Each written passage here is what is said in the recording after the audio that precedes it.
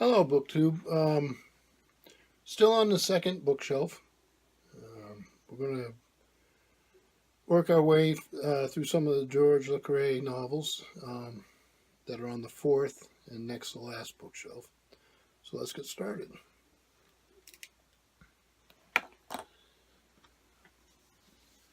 So the first short novel, Call for the Dead. Oddly enough, I've got two copies of this. I have no idea why. This is copyright 1961, Victor Golanez Limited. I'm not sure I'm saying that right. First published in the United States in 1962 by Walker and Company. Starts off with a brief history of George Smiley. I believe this is LeCarre's first novel. Then I have the same novel, along with his second one, and Call for the Dead, A Murder of Quality, two George Smiley novels. George Smiley was the spy in John le Carre's books. So John le Carre is a pseudonym of David Cornwell. Born in 1931, he attended the universities of Bern and Oxford and taught at Eton before spending 5 years in the British Foreign Service. Call for the Dead, 1961, his first novel, won him recognition as an espionage writer with remarkable talent. His third book, The Spy Who Came In From the Cold, secured le Carre a worldwide reputation. Since then, each of his novels have been an international bestseller, including Tinker Tailor Soldier Spy, Smiley's People, The Little Drummer Girl, and most recently, A Perfect Spy. So that does confirm that Call for the Dead is his first. And it does look like Murder of Quality, the other one in this, is his second. So, Call for the Dead, George Smiley, the world's most famous secret agent, is about to retire.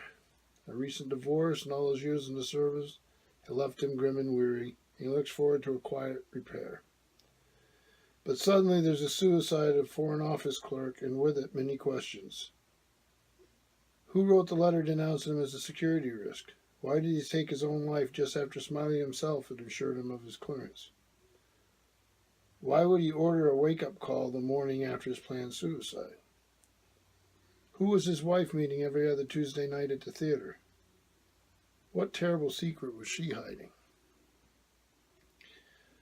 So,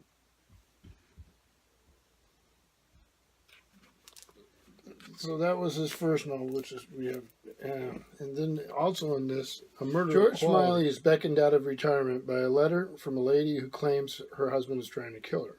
By the time Smiley, an amateur investigator, takes up the case, the brutal murder has been committed. To solve the crime, Smiley finds himself amid one of England's most prestigious public schools, a place where the atmosphere of pomp and snobbery pervades the ancient halls and determines behavior. So, basically, the first two George Smiley novels. There, I'm going to put those over here. Now, again, I have two copies of a le Carre novel. The Spy Who Came In From the Cold.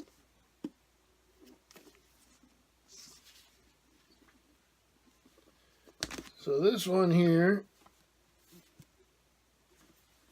let's see.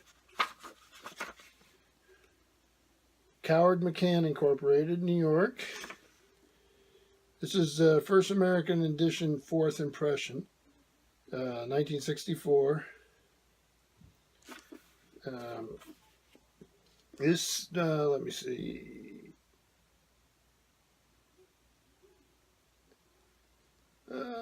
Its central this novel's central figure, Lemus, whose mission it is to trap the top spy of East Berlin. So the other copy of The Spy Who Came In From the Cold I have is this little thing here.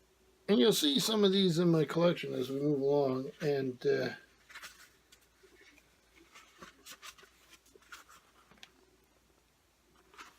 they're Heron books. Let's see. this edition is from 1981 of the 1963 novel. I like these Heron books. They get a little ribbon marker. They're good size, fit in your hand. They're well made. I have some that are Charles Dickens. I have little random ones. I know they do a lot of the popular authors in Britain in these editions, or did. I don't know the full story. Two sets I've seen online that I'd love to get someday are the Alistair MacLean set and the Hammond Dennis set. But I know they've done others. So there's more Spy who came in from the coal. Then we go to Small Town in Germany. This is a book club edition. Copyright 1968 by LeCarre Productions Incorporated.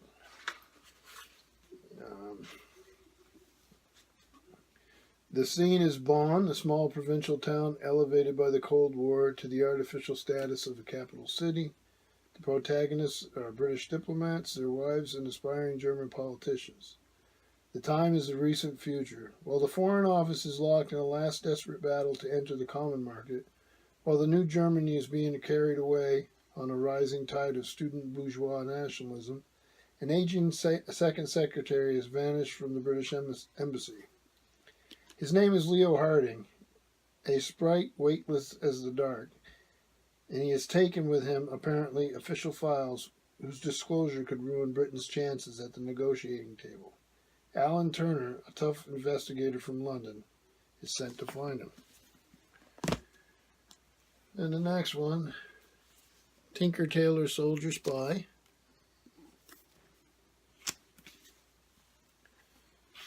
This is Alfred A. Knopf, New York, 1974.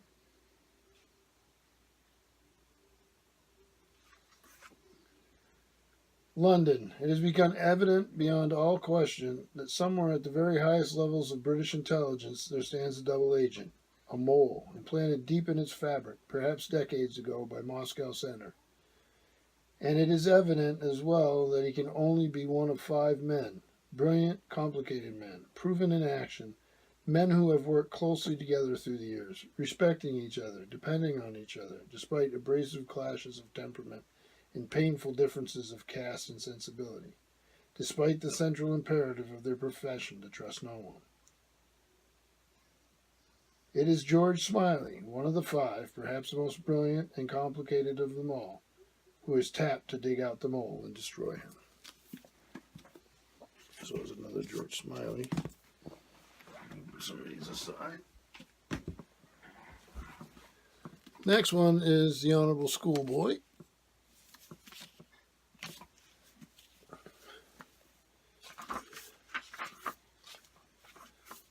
Alfred A. Knopf, New York, 1977. Tinker, Tailor, Soldier, Spy. John le Carre's last tremendous success ended with the devastating unmasking of a double agent at the heart of the British Secret Service, known as the Circus to le Carre's millions of readers around the world. Now, in The Honorable Schoolboy, George Smiley, who has assumed the unenviable job of restoring the health and reputation of his demoralized organization, goes over the attack, salvaging what he can of the service's ravaged network of spies, summoning back a few trustworthy old colleagues, working them and himself round the clock. He searches for a whisper, a hint, a clue that will lead him back to his opposite number, Karla, the Soviet officer in Moscow Center who masterminded the infamous treachery. And here we have Smiley's People.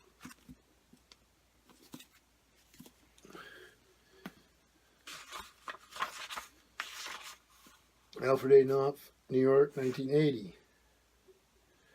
In his new novel, John le Carre gives us the final convulsive confrontation between George Smiley and Karla, his mortal enemy, and opposite inside the Soviet Union. Paris, London, Germany, and Switzerland are the background for this extraordinary book, whose excitement, suspense, and deep understanding of the men and women who populate its world, the men and women who are Smiley's people, make it profoundly satisfying successor to Le Carre's two great bestsellers, Tinker Tailor Soldier Spy and The Honorable Schoolboy.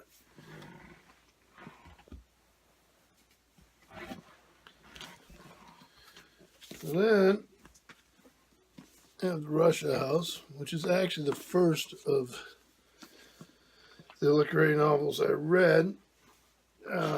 This one here it was a gift to me by my boss, and that's how I got into the novels. Alfred A. Knopf, New York, 1989.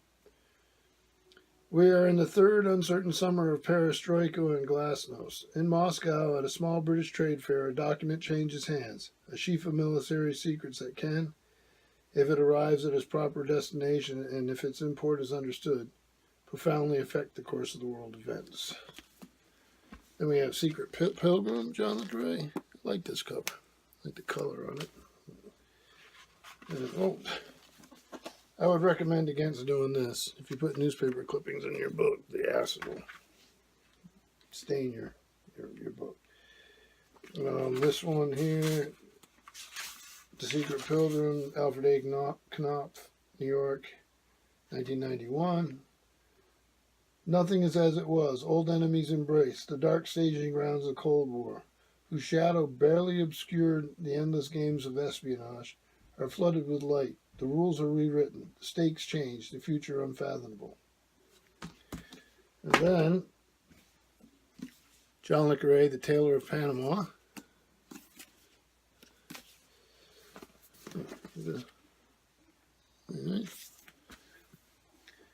Let's see, Alfred A. Knopf, New York, 1996. Le Carre's Panama, the young country of 2.5 million souls, which on December 31st, 1999, will gain full control of the Panama Canal, is a Casablanca without heroes, a hotbed of drugs, laundered money, and corruption. And the final two I have,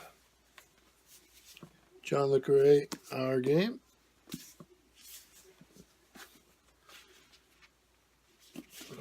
Library of America info. Seem to be sticking things in books for some reason. The map.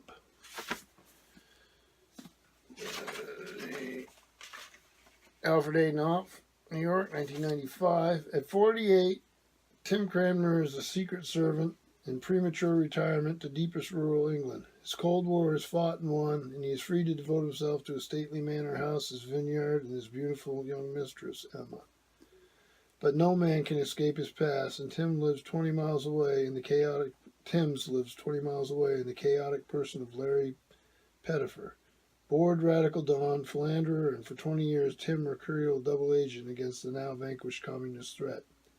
Between the two stands an unresolved rivalry that dates all the way back to their shared boyhood at public school. And then John LeCarre, Absolute Friends. Little Brown and Company, Boston, New York, and London. And this one was published in 2003. By chance and not by choice, Ted Mundy, eternal striver, failed writer, and expatriate son of a British Army officer, used to be a spy. But that was in the good old Cold War days when a cinder block wall divided Berlin and the enemy was easy to recognize. Today, Mundy is a down-at-the-heels tour guide in southern Germany, dodging creditors, supporting a new family, and keeping an eye out for trouble while in spare moments vigorously questioning the actions of the country he once bravely served. So that wraps up the fourth shelf, and this time of the John LeCarre novels. I've really enjoyed these over the years. The older ones more so than the newer ones. I haven't read all the new ones. This is only a portion of his output, of course. So I hope you enjoyed this bookshelf tour, and we'll continue on with the fifth and final shelf. Thank you, BookTube.